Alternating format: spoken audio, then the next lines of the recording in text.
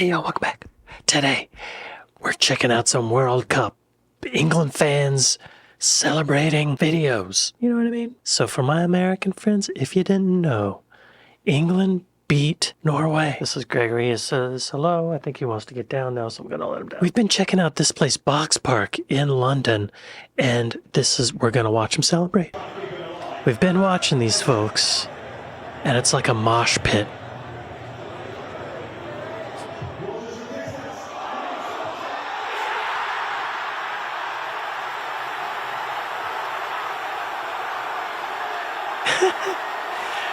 So you notice they went, oh, yay! There was that first goal, I think Jude Bellingham, well, another player attempted a goal. It bounced off someone else. The goalie, I think. The goalie repelled it, the Norway goalie. And Jude Bellingham came up after that, made the goal. It was pretty amazing. I mean, the reflexes on that guy. Amazing. I don't think there was a goal either until about 35 minutes in. So there was a lot of tension built up.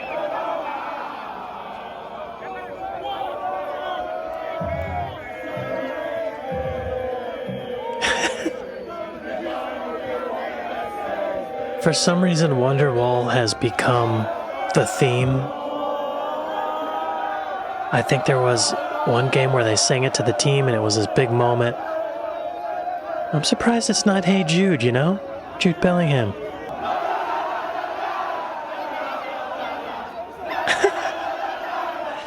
Yo, we don't do this in America. Maybe for like 10 seconds. But they just keep going.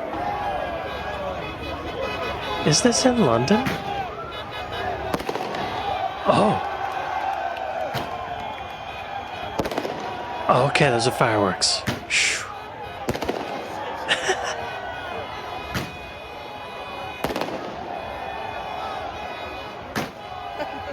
Yo, this is nuts.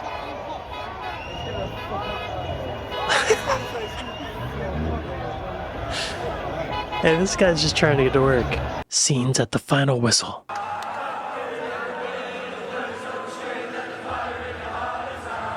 I'm probably gonna have to cut the audio because they're singing Wonderwall. You know, the lyrics actually fit. They fit, you know, a football fan's mental attitude. I don't have the words to say that I love you. And even if I did have the words, it would be weird if I said it, right? Because we're men.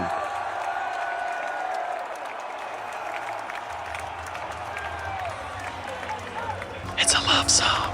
Next video. These are fans at Brighton Beach.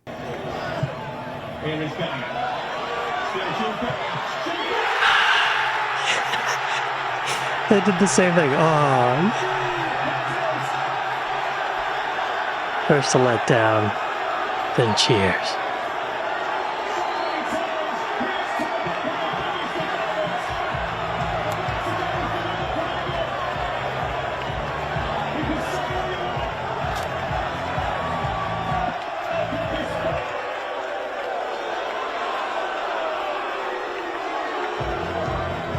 Here's the second England score.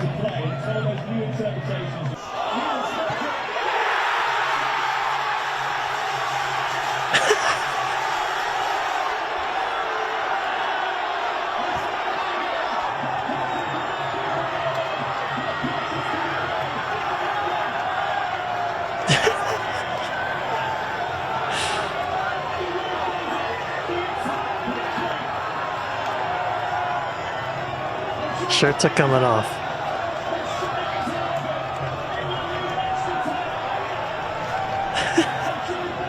And then there was overtime at the end, y'all. And I know I've learned that they're adding time for the water breaks and all that kind of stuff because they don't stop the clock. But the broadcast I'm watching, they don't tell you how long the overtime is for, so you're just kind of like waiting for it to end. It's kind of torturous. Next video. Emotional. Very, very emotional. It was very tense. We didn't play particularly well. You know, it's one of exactly. It's one of these moments. You know, I'm never going to forget this. It's absolutely awesome. Come on, England! To get semi-final of the World Cup, yeah, it's just absolutely brilliant. What was the atmosphere? I feel really proud of England, and I feel happy and rejoiced.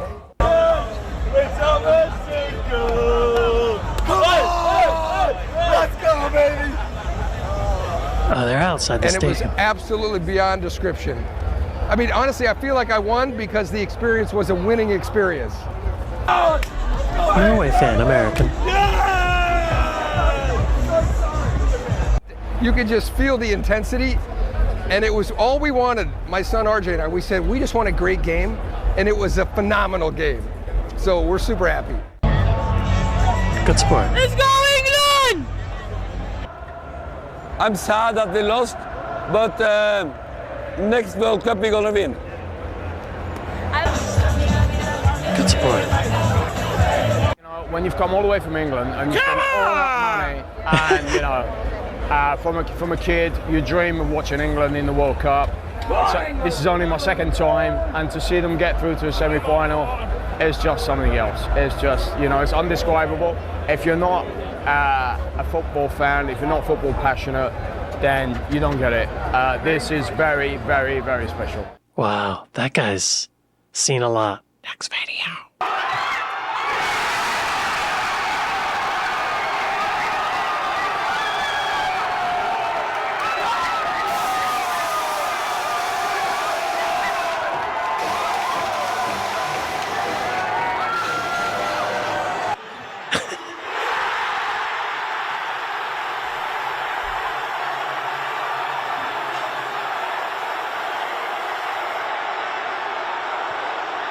This box part footage is always amazing. They're just going nuts. This Thogden fella's been going to all the games. This is right here. England. Come on! Come on! Let's go! That is it! Jude again! Jude Bellingham, you hero! Oh my God! Let's go! Let's go! Come on! Come on! Let's go! And this crowd has gone absolutely mental. But let's not sit back now. Go again and again and again. Get that second goal in extra time. Run away to New York. Run away. How we get there? New York. I don't know. How we get there? I don't care. All I know is England's on our way. Run away. I've never heard that song. Run away. This lad right in front of me is single-handedly carrying England through so many stages. Jude Bellingham, a true. double against Mexico, a double here. Yeah. A little fact for you, no England player has ever scored more open play goals in an England shirt at the World Cup than Jude Bellingham has now. Wow. And we're not even over. He's got more games to go. England! England! Please, please, please, England, please. Dan Barnes on the field, 5-back system now. That's the worst part. Attempts on goal. Waiting for it to end. Just end it. Thomas Tuchel! Only drinking Stella, proper English drink. Yes! Come on! Come on, England! That was Miami, it. what a city, what a memory. Oh, unreal. Yeah. On to the semifinals, yo. Wow. 2 more games, basically, I think. People are going nuts all over the world. England fans in New York, Miami, and back home take over the streets in big celebration. The energy right now is absolutely amazing. I genuinely cannot keep this to myself. I have to share the joy that England fans are feeling right now after that win against Norway. It is everywhere. It is on every street corner, every bar, every living room, and honestly, it is contagious. So if you are new, make sure you subscribe to the channel and ring the notification bell for upcoming updates.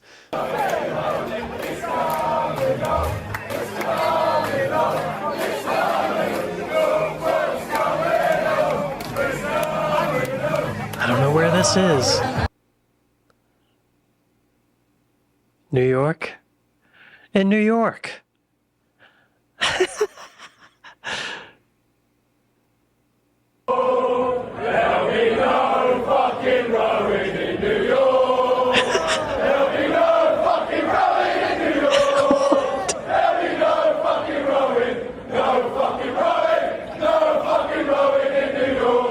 Now here is something special. Yes, everyone, the morning after another big England win through to the semi-finals. Couldn't be prouder of the team. I mean, that was a tough game against a really good side. Was hot, was humid, was a real battle. The boys had to dig deep again and find something deep within to get us through, and that's what football's all about. It's not always pretty, but we found a way. So yeah, another one for the memory books. Being there in the stadium with the fans after, those special feelings, special memories that will stay with us forever. But Nice. If England can get past Argentina, they will be one step closer to the final, one step closer to potentially bringing that World Cup trophy home for the first time in decades. The whole country, and clearly a huge part of the world watching from abroad, will be holding their breath for that one. So Yep. that is where things stand right now. The celebrations are still going, the hope is still alive, and everyone is watching closely to see what happens next. Oh, God. Phew. Oh, this is crazy. How it's giving these people a feeling of pride, like national pride, and a feeling of being a part of something bigger than themselves. This is England versus Argentina will break the World Cup. Here's why. England are walking straight into the oldest, angriest, most emotionally loaded fixture in their entire football history. A fixture soaked Yo, I don't know anything about the history between these two teams. I know the Falkland Islands War thing happened, but other than emotionally that, loaded fixture in their entire football history. A fixture soaked in ghosts. A fixture that carries the hand of God, the Falklands, Beckham's red card, and 30 years of unfinished business. And a fixture that puts the greatest player of his generation in the final act of his career directly in England's path. That's Argentina, the reigning world champions. And on Wednesday in Atlanta, England have to find a way past Lionel Messi to reach a World Cup final for the first time since 1966. he's considered the best player right now, right? That's what I've heard. I fancy England, just about. But if I told you this was comfortable, I'd be lying through my teeth. This is the tie the whole tournament has been building towards. Because here's the thing, nobody in the England camp really wants to say out loud. Argentina don't beat you, they haunt you. They survive when they should be dead. They drag games into the mud. And then, at the exact moment you think you've got them, one man produces something out of nothing. Lionel Messi. 6 matches, 8 goals, 21 World Cup goals in total, the all-time record, and 21. a scoring streak across 9 consecutive World Cup games that only ended against Switzerland. That is not luck. That is a legend refusing to leave the stage. And that is genuinely frightening. Not because Argentina have blown teams away, they haven't, but because they simply will not die. They needed extra time to escape Cape Verde. They were 2 goals down to Egypt in the round of 16 and won it in stoppage time. They needed a long-range Julian Alvarez rocket in the 112th minute to see off 10-man Switzerland. 5-6 escapes, and they're still standing. That is the mark of champions, and it should terrify England far more than any highlight reel. But the reason this one is different, the reason it means more than any other tie in this tournament, is the history. England versus Argentina isn't a football match. It's a feud. It goes back to 1966 to 1986 and the Azteca, to Saint Etienne in 1998, to Sapporo in 2002. It's Maradona's fist and Maradona's genius in the same 8 minutes. It's Beckham's red card and Beckham's redemption. It's the Falklands War hanging over the whole thing 4 years before Mexico. These two have not met at a World Cup since 2002. And now, 24 years on, they collide again with a place in the final on the line. You could not write it. Let's remind ourselves exactly why this rivalry burns the way it does. Wow, y'all, this is intense. This is getting me hyped up and scaring me. Because the young lads in both squads have grown up on these images. Mexico City, 1986, quarterfinal. Diego Maradona punches the ball past Peter Shilton. The referee doesn't see it, and the hand of God goal stands. 4 minutes later, he picks the ball up in his own half and dribbles past half the England team to score what was later voted the goal of the century. Argentina win 2-1, go on to lift the trophy, and England are left with a wound that has never fully healed. Then, 1998, Saint Etienne, round of 16.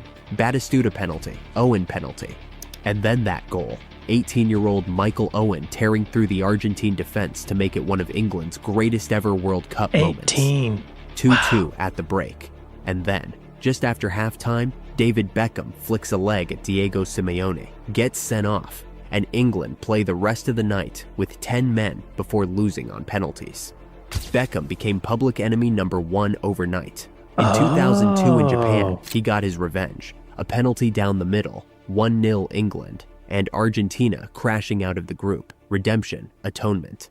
That is the weight this fixture carries. Wow. Now to how both teams actually got here in 2026, because the roots tell you a lot. England topped Group L, but it was rarely pretty.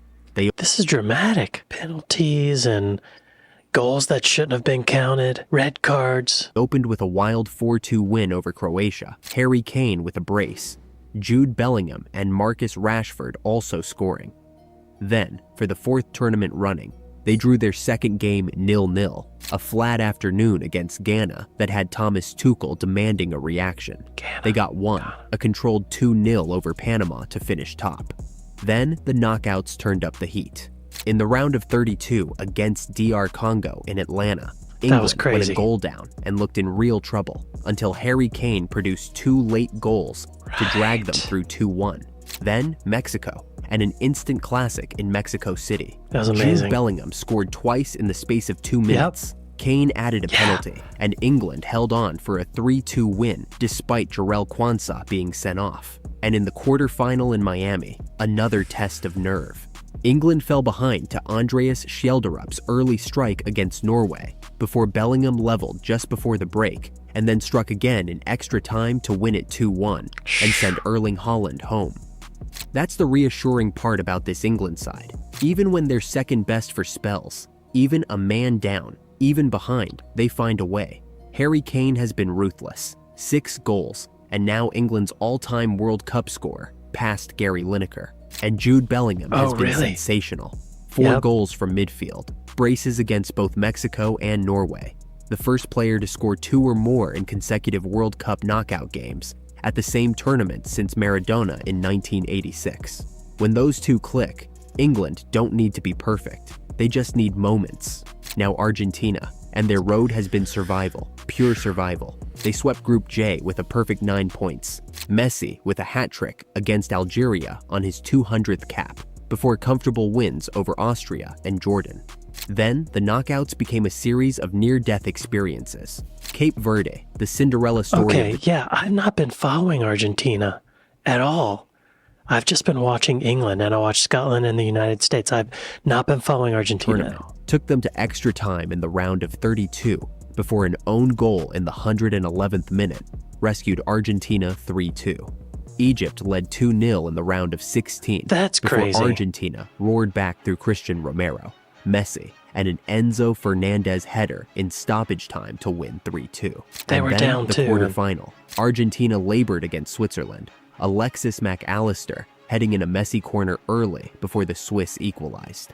It stayed 1-1 deep into extra time, Messi's scoring streak finally ending, until Julian Alvarez unleashed a curling rocket from 25 yards in the 112th minute, and Lautaro Martinez added a late second.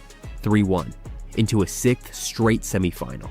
This is a team that has forgotten how to lose in a World Cup, unbeaten now in 12 matches at the tournament. Now here's where it gets tactical, because this is where it'll be won and lost. Argentina. Yo, these are 2 good teams. This is gonna be a good game. Argentina under Lionel Scaloni set up in a flexible 4-3-3 that can drop into a back 5 against stronger opponents. I don't know what he's talking about. And everything runs through the midfield engine of Enzo Fernandez, McAllister, and Rodrigo de Paul, with Messi given total freedom to drift and create. They don't overwhelm you. They control tempo, absorb pressure, and wait for Messi or a set piece to unlock the game. He's a It is the wild card. football of a side that knows exactly how to win knockout matches. And that is the duel of the whole match. Who stops Messi? Declan Rice and England's midfielders will have to decide whether to follow him into pockets or hold their shape. and trust the back four.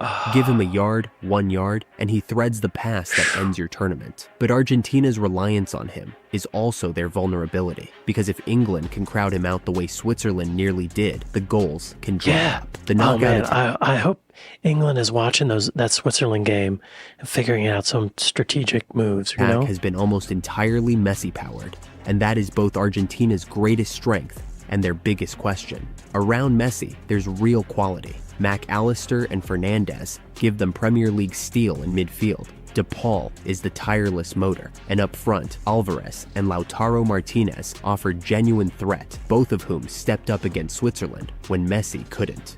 At the back, Cristian Romero and Lisandro Martinez are aggressive, streetwise defenders, and Emiliano Martinez in goal is one of the great tournament goalkeepers, a penalty shootout specialist England will not want to see if this one goes the distance. England will counter with their own embarrassment of riches. Tuchel favors a 4-2-3-1, Declan Rice the metronome, alongside the tireless Elliot Anderson, and Bellingham roaming as the number 10 behind Kane. The pace of the wide men, the trickery of Bukayo Saka, and a captain in Kane, who drops deep to link play and then punishes you in the box.